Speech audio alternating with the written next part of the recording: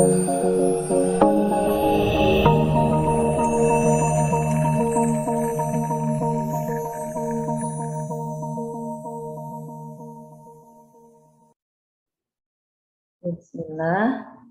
Assalamualaikum warahmatullahi wabarakatuh.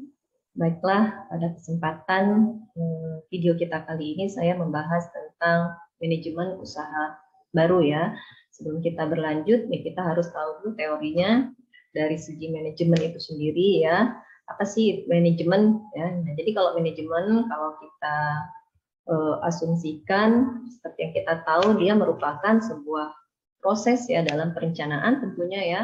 Kemudian bisa dikatakan dalam pengorganisasian, terus pengarahan dan juga pengendalian dalam sebuah kegiatan, yang mana bertujuan itu untuk mencapai sebuah tujuan dari sebuah organisasi ataupun sebuah perusahaan ya, dengan memanfaatkan sumber daya dari sebuah organisasi itu sendiri ya.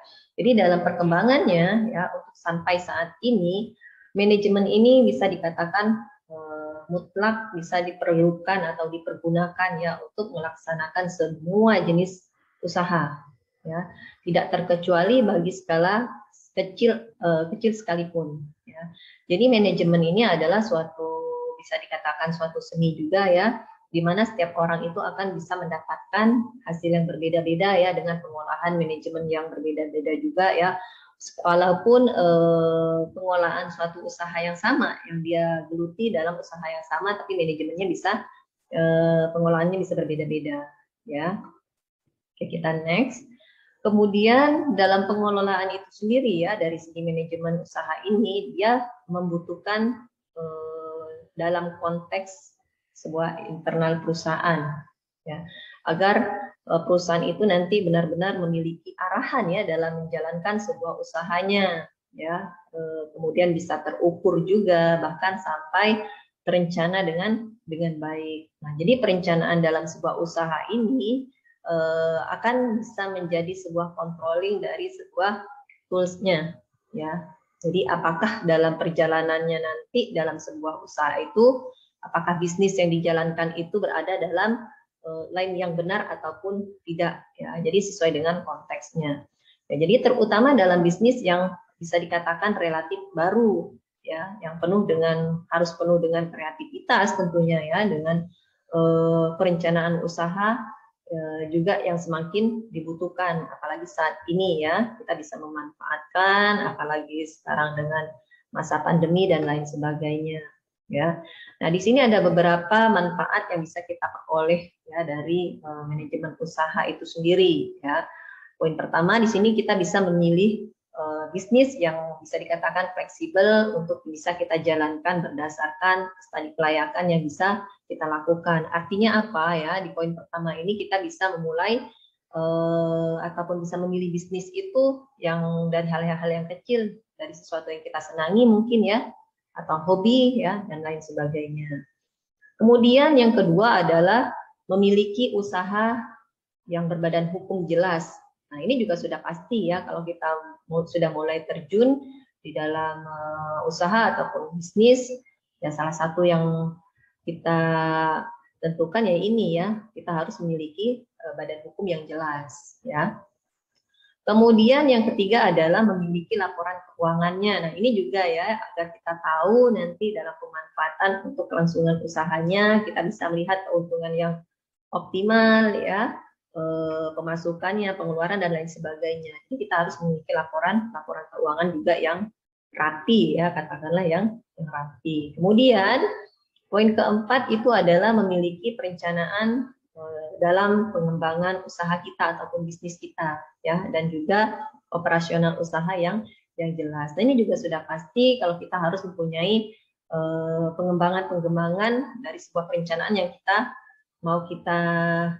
lakukan dalam sebuah usaha kita ya, dan juga tak luput dari operasional usahanya juga yang jelas ya. Jadi tahu nanti rentetan apa saja sih perencanaan setelah ini kita mau lakukan apa gitu ya, habis ini apa lagi gitu. Jadi dalam operasional pun juga nanti akan jelas. Oke, kita next. Nah, ini fungsi dari sebuah proses manajemen usaha. Nah, bisa dikatakan ya, seorang pengusaha yang baik kecil ya ataupun menengah, dia adalah seorang, bisa dikatakan seorang manajer ya. Jadi walaupun kita usaha kita masih kecil-kecilan, kita bisa dikatakan seorang manajer ya. Karena apa? Ya karena tugas dari seorang manajer itu dia adalah melakukan kegiatannya itu ya, bekerja dengan dan melalui orang lain juga ya, dengan mengkoordinasikan dari kegiatan mereka itu untuk mencapai sasaran organisasi usahanya ya. Jadi tidak terlihat dari hanya perusahaan-perusahaan besar ya. Jadi perusahaan ada ataupun usaha kecil pun kita bisa dikatakan seorang pengusaha itu adalah seorang manajernya ya, karena dia adalah leadernya ya. Kemudian secara sederhana ya, dikatakan di sini adalah secara sederhana manajemen ini adalah sebuah pekerjaan yang bisa dilakukan oleh manajer, yang mana manajemennya itu bisa dikatakan sebagai sebuah proses yang bisa mengkoordinasikan kegiatan pekerjaan secara efisien dan juga efektif ya, bisa melalui diri sendiri ataupun melalui orang lain. Nah, di sini kita bisa memulai usaha. Dengan cara apa untuk bisa memulai usaha? Nah, di sini kita lihat dulu ya. Untuk bisa memulai sebuah usaha, maka kita harus memulai dari hal-hal yang baru.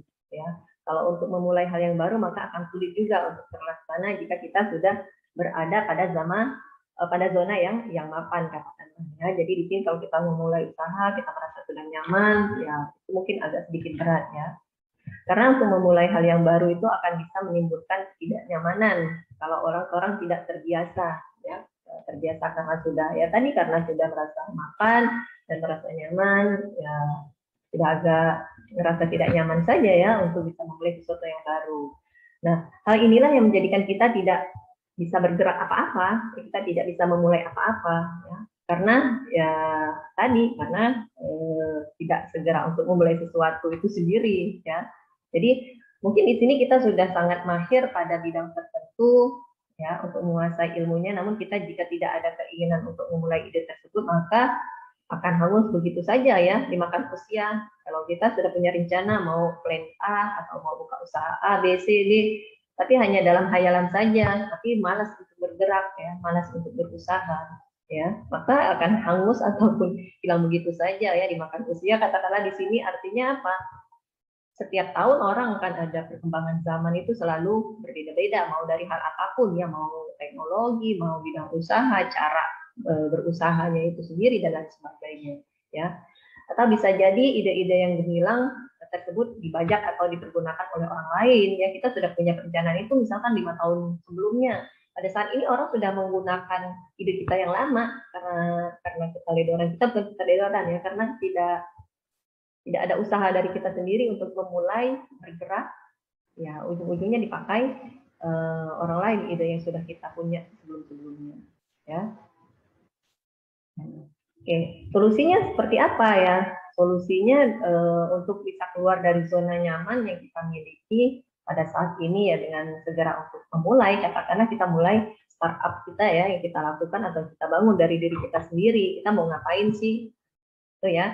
Jadi untuk orang yang punya modal ya, dengan finansial yang lebih lah katakanlah ya, namun takut untuk memulai bisnis, maka dia bisa dapat mengawalinya itu dengan bisa cara berinvestasi ya, atau juga bisa dengan bekerja sama dengan usaha-usaha teman atau orang lain ya. Jadi dari sekedar ikut-ikutan ini nanti bisa diharapkan atau menimbulkan ya untuk bisa memulai mengetahui seluk-beluk dunia usaha tentunya ya, dan juga untuk melatih ya untuk diri kita sendiri biar bisa tahu juga ya untung ruginya dan sebagainya ya, sehingga nanti bisa diharapkan juga ya suatu saat kita jika mental kita sudah siap, kita harus berani ya untuk terjun sendiri tentunya untuk bisa memulai usahanya ya.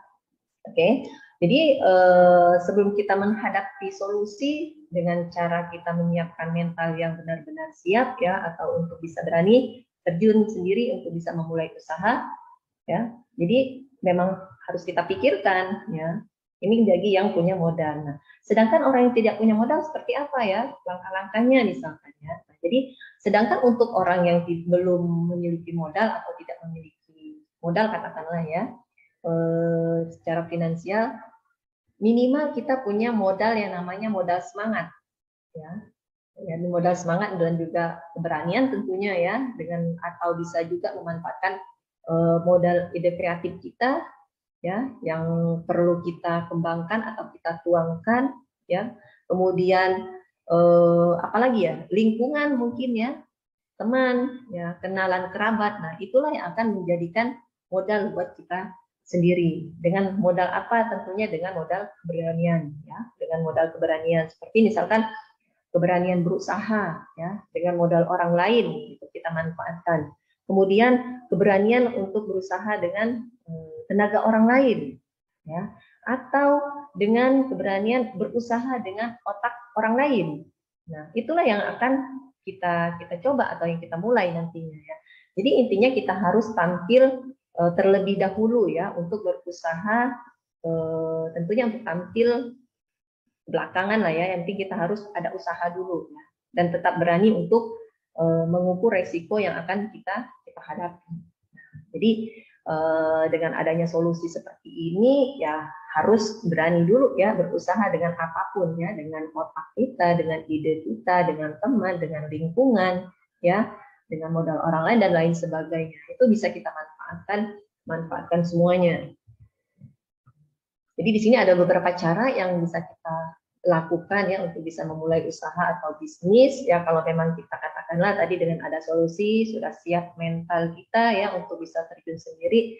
Yang pertama adalah mendirikan usaha baru ya. Nah, ini sudah pasti kalau kita sudah siap mental ataupun kita benar-benar sudah siap ya dengan memanfaatkan yang sudah dijelaskan di slide sebelumnya ya, kita harus bisa mendirikan usaha baru.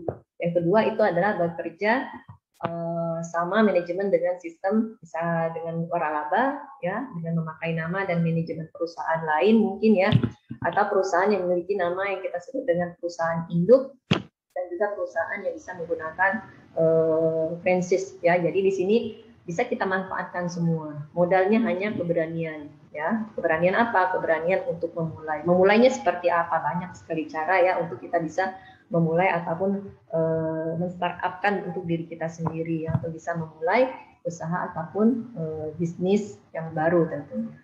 Oke, jadi untuk video kali ini saya rasa cukup dulu. Kita akan lanjutkan di video berikutnya. Saya ucapkan terima kasih ya. Assalamualaikum warahmatullahi wabarakatuh.